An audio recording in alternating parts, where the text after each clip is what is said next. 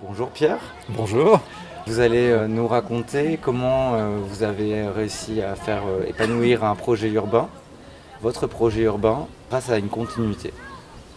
Bien, écoutez, en tout cas, je vais essayer.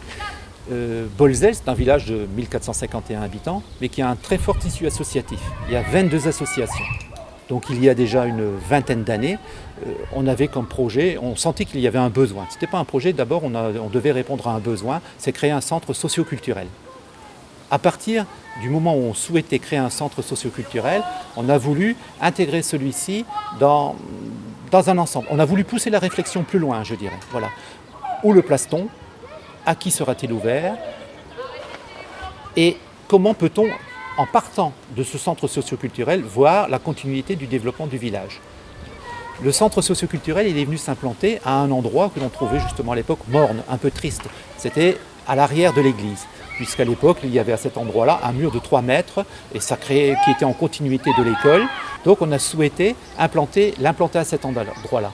On a fait l'acquisition d'une vieille bâtisse et d'un verger qui était à l'arrière. Cette vieille bâtisse a été complètement abattue. Une médiathèque est venue s'y implanter. Donc centre social-culturel, on va dire c'est une salle polyvalente, plus une médiathèque. Et puis ensuite, l'espace Jules Dehaene qui est dédié aux associations.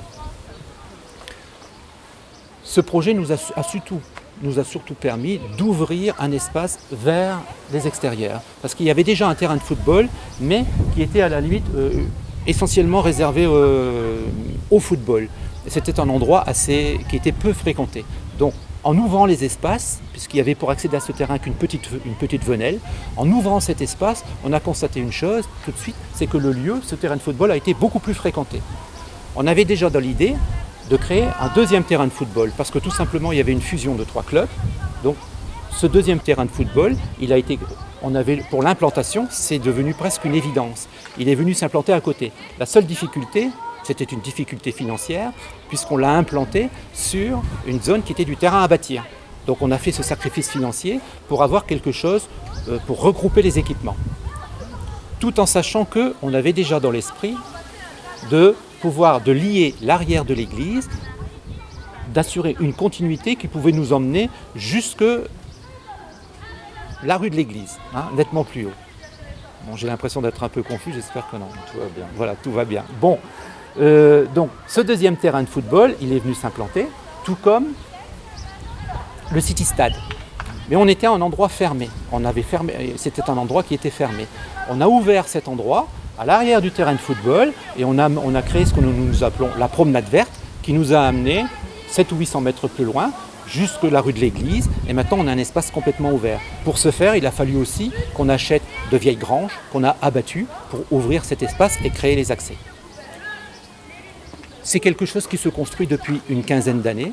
Je fais partie du conseil municipal depuis 25 ans et il y a quelques élus aussi qui ont déjà plusieurs mandats derrière eux. Ce qui fait qu'on est parfaitement imprégné de l'esprit dans lequel l'ensemble de ces choses se sont faites.